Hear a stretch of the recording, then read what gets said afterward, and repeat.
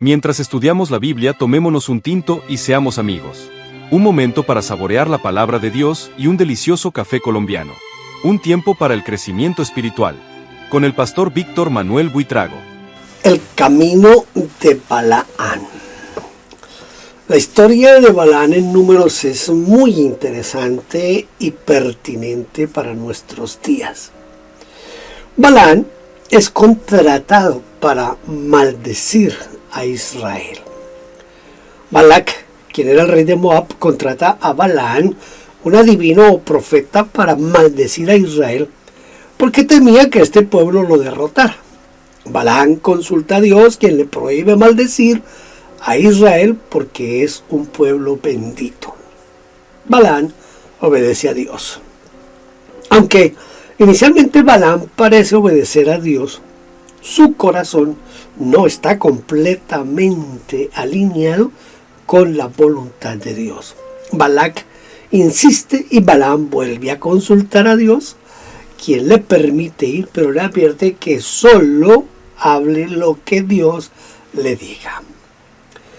Balaam entonces termina bendiciendo a Israel. En lugar de maldecir a Israel, Balaam pronuncia bendiciones sobre el pueblo siguiendo las instrucciones de Dios. Podríamos entonces hablar aquí de un problema subyacente.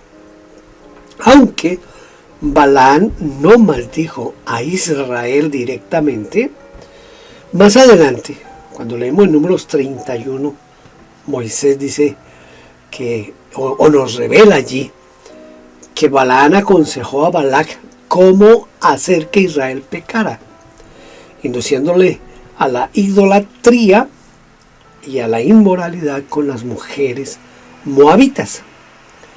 Esto llevó a una plaga que afectó a Israel. Si no existe un solo versículo que diga que Balaam recibió dinero de Balac, ¿por qué entonces en el Nuevo Testamento se utiliza como ejemplo de un mal ministro, de alguien que vende el ministerio o lo intercambia por dinero? La historia de Balaam en el libro de los Números es muy rica en lecciones teológicas y lecciones éticas. Y aunque no existe un versículo explícito que diga que Balaam recibió dinero directamente de Balac, su comportamiento y las implicaciones de sus acciones han llevado a la tradición, tanto bíblica como del Nuevo Testamento, a presentarlo como un ejemplo de alguien que actúa movido por intereses egoístas o materiales. Quiero analizar un poquito más este asunto.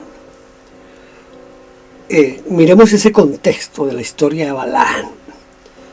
Balaam es contratado por Balac para maldecir a Israel, pero Dios interviene repetidamente para impedir que lo haga.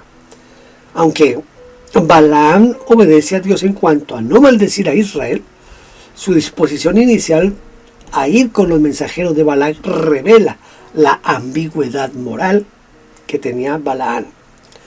La narrativa sugiere que Balaam estaba tentado por la recompensa implícita, poder, prestigio, riqueza, que podría recibir si cumplía con la solicitud de Balac.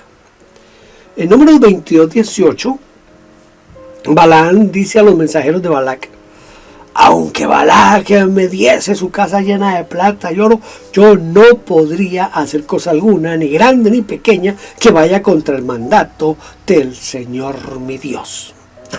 Este versículo, aunque parece mostrar la integridad de Balaam, también deja entrever que Balaam reconoce el valor material que podría haber en la oferta de Balac. Esto nos indica que Balaam no está completamente libre de esas motivaciones egoístas. También debemos examinar un poquito el corazón de Balaam, es decir, en el sentido de la motivación por las ganancias. Aunque Balaam aparentemente obedece a Dios, su comportamiento posterior revela que su corazón no estaba completamente alineado con la voluntad de Dios. En Números 31:16, lo que les mencioné hace un ratito de Moisés, se menciona que Balaam fue responsable de inducir a Israel a pecar mediante la idolatría y la inmoralidad sexual con las mujeres moabitas. Este acto demuestra que, aunque no maldijo directamente a Israel, buscó otra manera de complacer a Balac y obtener algún beneficio personal. El Nuevo Testamento interpreta este comportamiento como evidencia de que Balaam actuaba movido por intereses egoístas.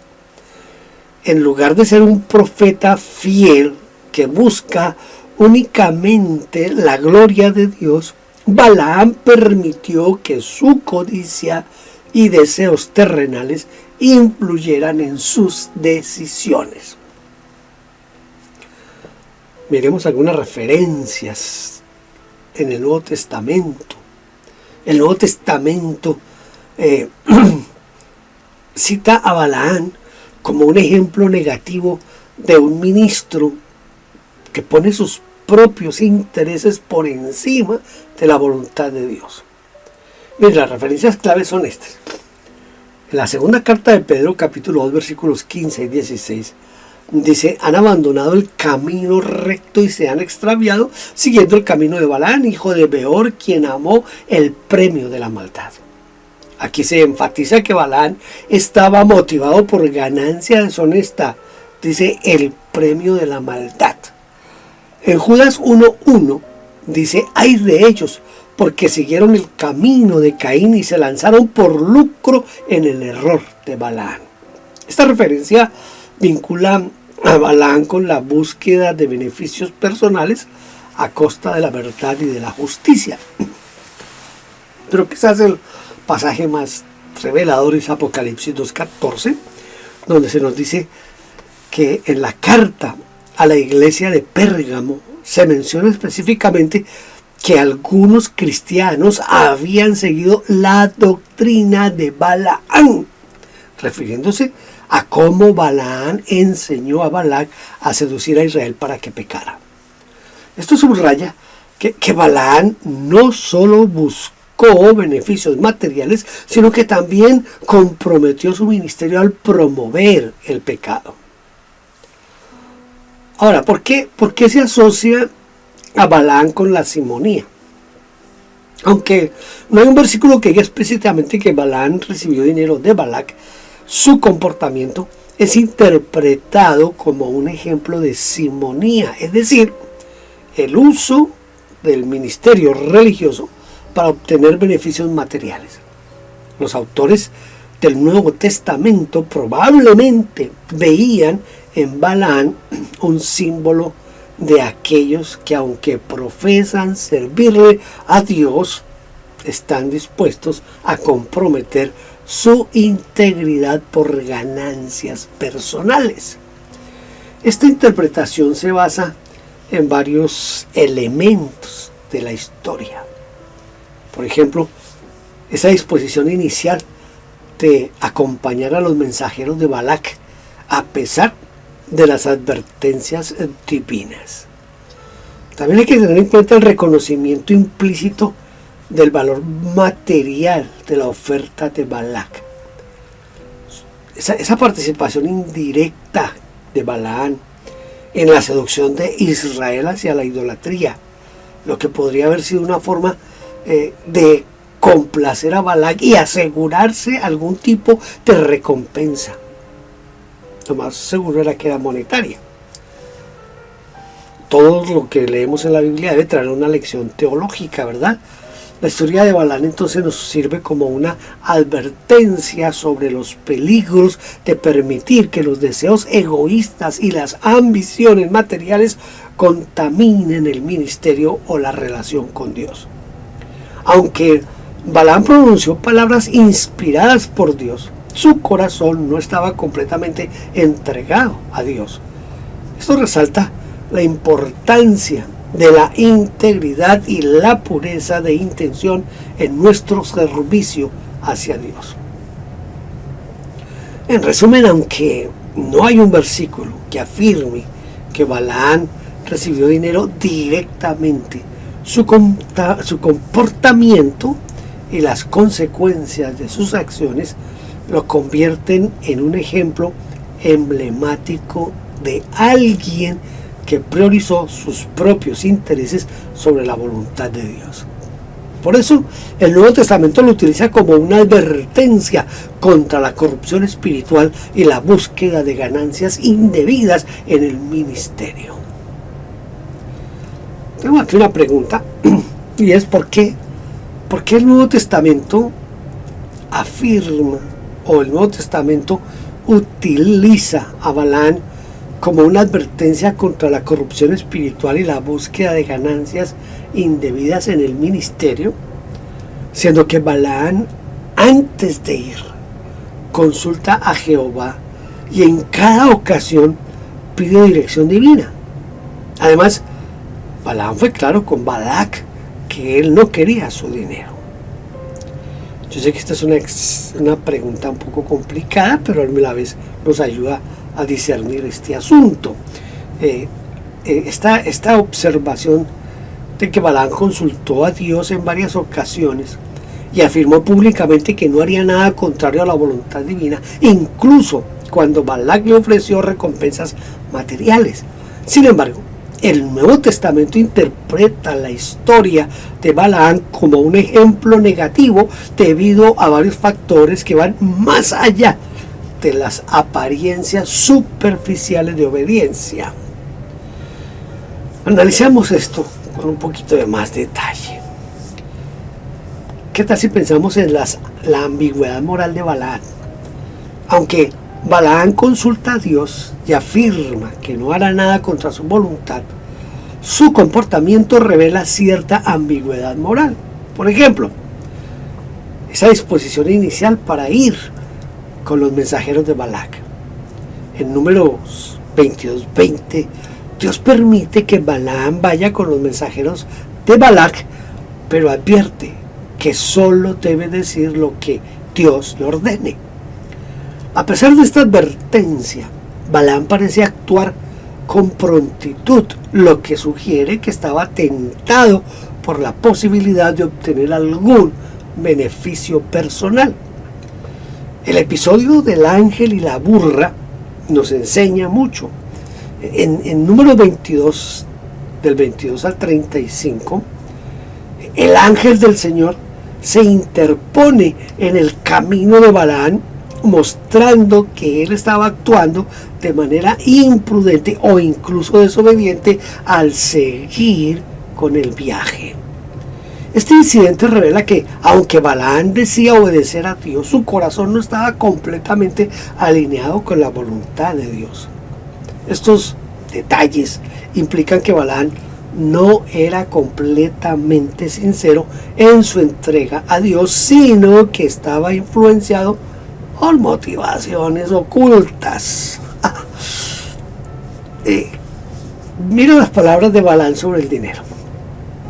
En Números 22:18, Balaam le dice a los mensajeros de Balac: aunque Balac me diese su casa llena de plata y oro, yo no podría hacer cosa alguna, ni grande ni pequeña, que vaya contra el mandato del Señor mi Dios.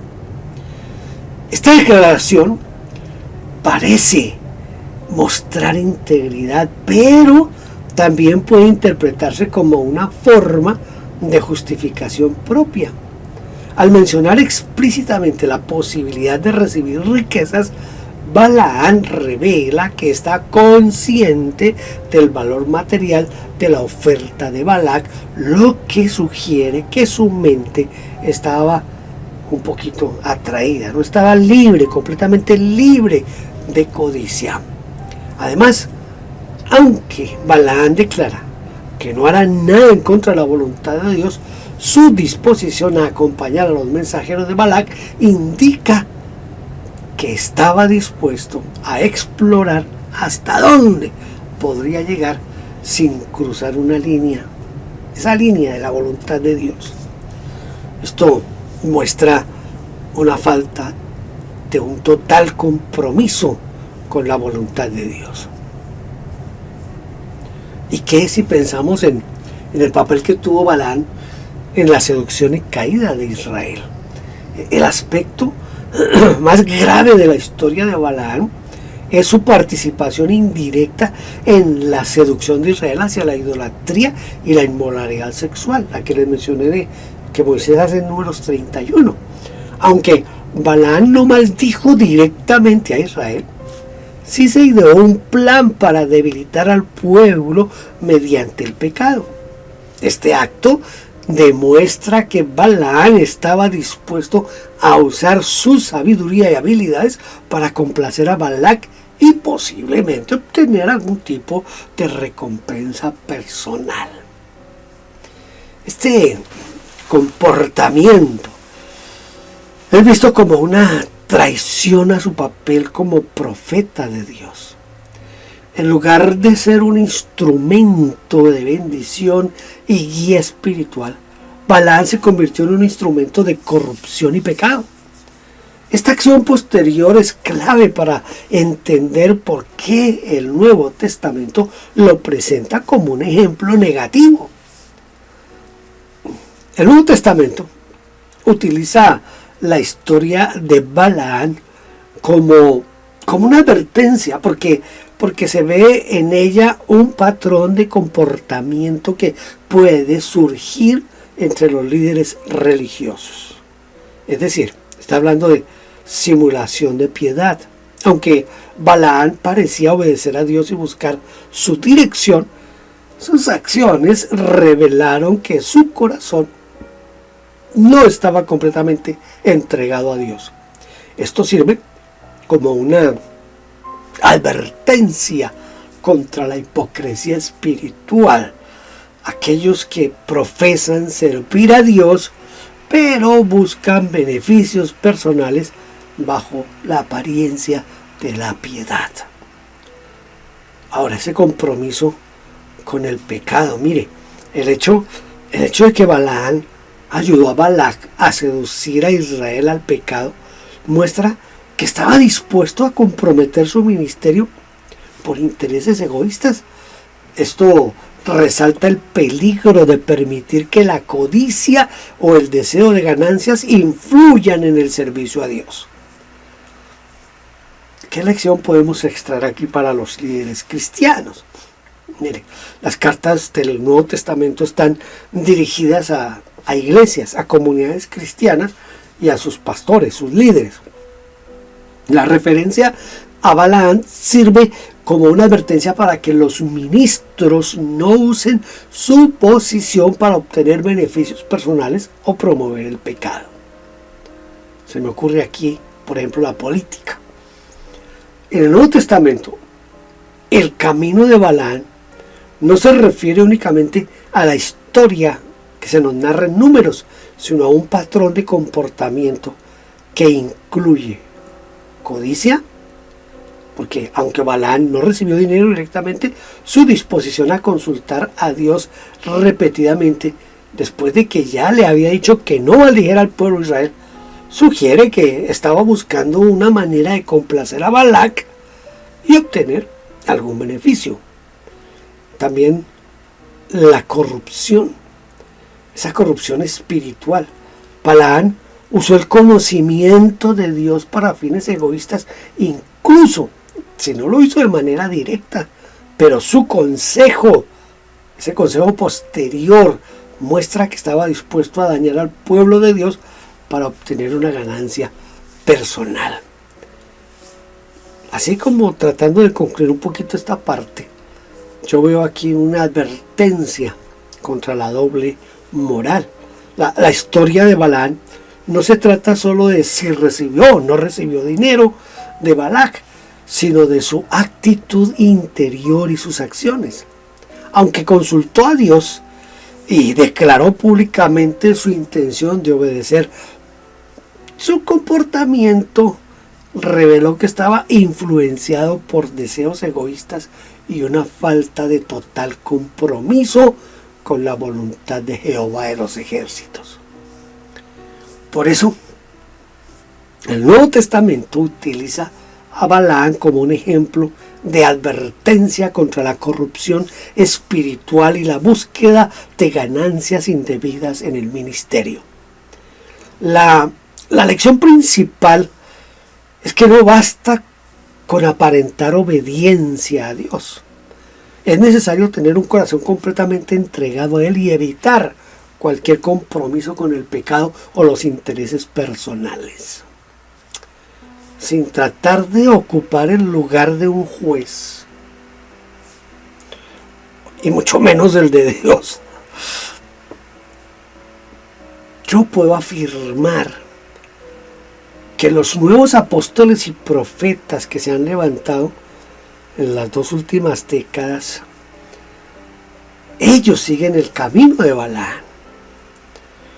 La teología de la prosperidad, por ejemplo, es un indicio de ello. Yo sé que esto plantea una cuestión teológica y ética profunda que ha sido objeto de debate en muchas comunidades cristianas, en muchos seminarios. Es cierto que algunos líderes religiosos contemporáneos han sido acusados de promover enseñanzas o prácticas que podrían parecerse al comportamiento de Balaam, especialmente cuando éstas vinculan o se anexan a la búsqueda de ganancias personales o el uso del ministerio para obtener beneficios materiales. Sin embargo, es importante abordar este tema con cuidado, evitando generalizaciones injustas o manteniendo un enfoque que no es correcto. Hay que mantener un enfoque bíblico y equilibrado. La teología de la prosperidad es un reflejo moderno del camino de Balaam. Yo creo que la teología de la prosperidad, que enfatiza que los creyentes pueden y deben esperar riqueza material como señal de la bendición de Dios, y que ha sido criticada y expuesta por muchos, yo lo considero que es una desviación de las enseñanzas bíblicas fundamentales. Algunos de los problemas asociados con la teología de la prosperidad incluyen asuntos, por ejemplo, como el enfoque en la ganancia material. Al igual que Balaam, quienes promueven esta teología a menudo parecen priorizar la prosperidad económica sobre la transformación espiritual y moral. Esto puede llevar a una mentalidad de salud y riqueza que minimiza el llamado bíblico al sacrificio, a la humildad, a la entrega total a Dios. Por eso, dentro de esa teología no se habla de tomar la cruz. Hay también una manipulación espiritual en este aspecto de la teología de la prosperidad. Algunos líderes han sido acusados de usar el nombre de Dios y las promesas bíblicas para manipular a sus seguidores, pidiéndoles grandes ofrendas con la promesa de recibir bendiciones materiales a cambio. Esto recuerda el comportamiento de Balaam, quien, aunque no recibió dinero directamente, buscó complacer a Balac para obtener algún tipo de recompensa. También la teología de la prosperidad es una desviación del Evangelio. La teología de la prosperidad puede distorsionar el mensaje central del Evangelio, que se centra en la reconciliación con Dios a través de Jesucristo, la cruz y la vida eterna. En lugar de enfocarse en la salvación y el discipulado, algunos líderes priorizan el éxito terrenal. Saca el campeón que hay en ti, lo que puede llevar a una fe superficial y egocéntrica. También ese peligro de los nuevos apóstoles y profetas, que en las últimas décadas ha habido un resurgimiento de movimientos que afirman restaurar los dones apostólicos y proféticos en la iglesia. Si bien muchos de estos líderes tienen buenas intenciones y han traído renovación espiritual a sus comunidades, otros han sido criticados por prácticas que podrían considerarse antibíblicas y problemáticas. Los nuevos apóstoles y profetas tienen un problema serio, y es el autoritarismo y la falta de rendición de cuentas.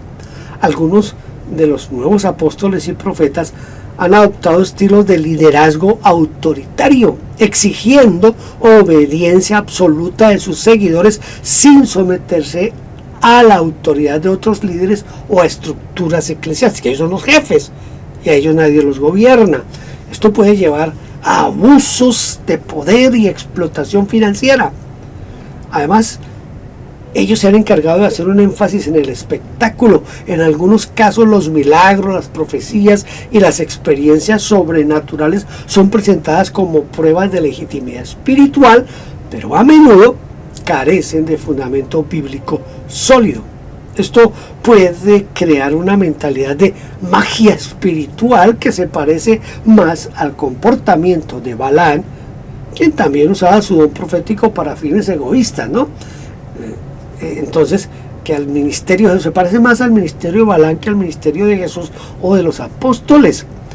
El compromiso con el pecado. Mire, como en el caso de Balaam, algunos líderes han sido acusados de comprometer la verdad bíblica o promover comportamientos inmorales para mantener su influencia o su popularidad.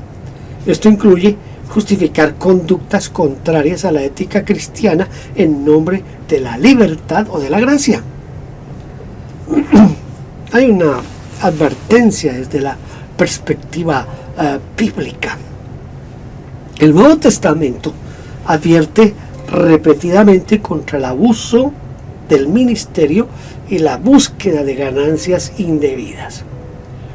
Por ejemplo, vuelvo y le menciono a Pedro, en este caso la primera carta, capítulo 5, versículo 23, Pedro exhorta a los ancianos a pastorear no por obligación, sino voluntariamente, no por amor a la ganancia deshonesta, sino con ánimo dispuesto. Esto contrasta claramente con el comportamiento de aquellos que usan su ministerio para enriquecerse. En segunda carta a los Corintios, capítulo 2, versículo 17, dice: porque nosotros no traficamos con la palabra de Dios como hacen otros, sino que con sinceridad, como de parte de Dios, hablamos en Cristo delante de Dios. Esta declaración paulina subraya la importancia de manejar la palabra de Dios con integridad, sin mezclarla con intereses egoístas. Pero ¿qué si leemos Santiago 3:1 que dice: no todos sean maestros, hermanos míos, sabiendo que recibiremos un juicio más riguroso? Los líderes religiosos tienen una gran responsabilidad y serán juzgados con mayor severidad si abusan de su posición. Ahora, el asunto es cómo discernir entre falsos y verdaderos ministros. Mire, para evitar caer en errores como los de Balaam, es importante aprender a discernir entre los líderes auténticos y aquellos que buscan su propio beneficio. Algunas señales que podrían ayudarnos, o principios que podrían ayudarnos, son los siguientes. Examinar su enseñanza. ¿Está alineado con la palabra de Dios, con las escrituras? ¿Promueve el evangelio de gracia y la cruz, o se centra solamente en promesas materiales? Observar también su estilo de vida nos va a ayudar a ver si es un auténtico o no ministro. ¿Viven con humildad y sencillez o buscan ostentación y riqueza? Un verdadero ministro debe reflejar el carácter de Cristo, no el espíritu del mundo. Evaluar la transparencia de ellos. ¿Están dispuestos a rendirle cuentas a otros líderes o a los mismos miembros de la iglesia? La falta de transparencia suele ser una señal de problemas. El Señor Jesucristo dijo, en cuanto al fruto, dijo: por sus frutos los conoceréis. Ese ministro, ese falso apóstol y maestro y profeta, está produciendo discípulos maduros y fieles o solo seguidores superficiales? Yo creo que necesitamos vigilar y con humildad.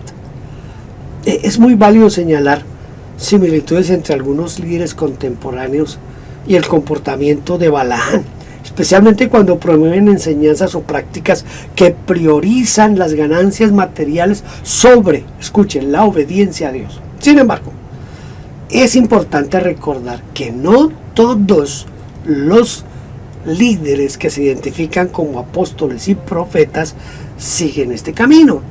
Muchos están sirviendo fielmente a Dios y su pueblo con integridad y con sacrificio. Como creyentes debemos estar vigilantes, examinar toda la luz de la Biblia y las Escrituras y orar por sabiduría para discernir la verdad. Al mismo tiempo, debemos evitar juzgar precipitadamente y recordar que el juicio final le pertenece solo a Dios. Nuestra responsabilidad es vivir y servir con humildad, buscando siempre glorificar a Dios y no a otros, y no a nosotros mismos, solo glorificar a Dios. ¿Cómo vive ese apóstol y profeta? ¿Cuánto vale su casa? ¿Cuánto vale su carro? ¿Cómo viven sus hijos? ¿Qué tipo de vehículos usan sus hijos? ¿Viven en opulencia? ¿Viven como si fueran estrellas de Hollywood? ¿O son siervos a los que nos podemos acercar y saludar, a los que podemos darles un abrazo y decirle Dios te bendiga? ¿O son de los intocables que andan con 10, 12 guardaespaldas alrededor porque no se puede tocar al ungido de Jehová? Ese es el camino de Balaam. Ese es el camino de Balaam. Buscar gloria, poder, dinero. Ese es el camino de Balaam. Gracias por estar aquí conmigo. Si no está de acuerdo con lo que yo he dicho, ya sabe, puede escribir sus comentarios ahí en la casilla de comentarios de mi video de YouTube. Yo no me pongo bravo si usted escribe cosas, no importa lo que escriba. Solo quiero ayudar para que despertemos un poco en estos tiempos tan difíciles. Dios le bendiga y lo espero en una próxima ocasión. Gracias por vernos. Favor inscribirse en nuestro canal. Denos un like, toque la campanita y déjenos su huella con un comentario. Bendiciones.